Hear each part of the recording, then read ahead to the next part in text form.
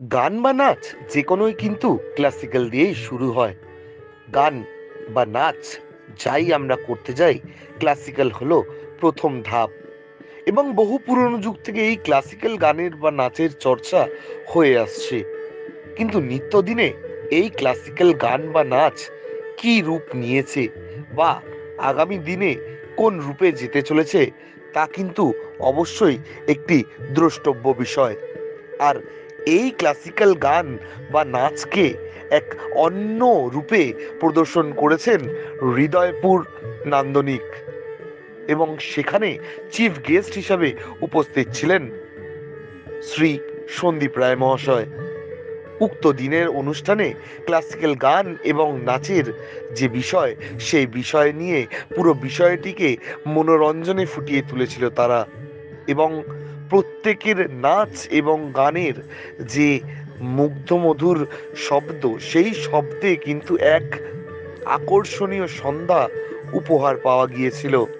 তবে আগামী দিনে এই ক্লাসিক্যাল গান কোথায় পৌঁছায়, তাই দেখার বিষয়। Bureau report, Ganga TV.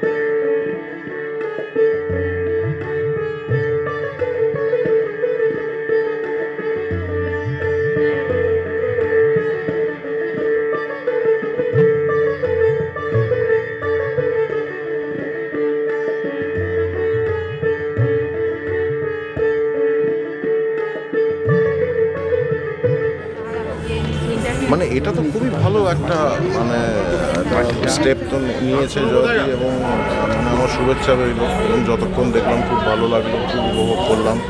আর এটা খুবই দরকার, খুবই দরকার, মানে বিশেষ করে মানে এই ব্যাপারটাকে এগিয়ে নিয়ে যাওয়া খুবই বড় কাজ করছে।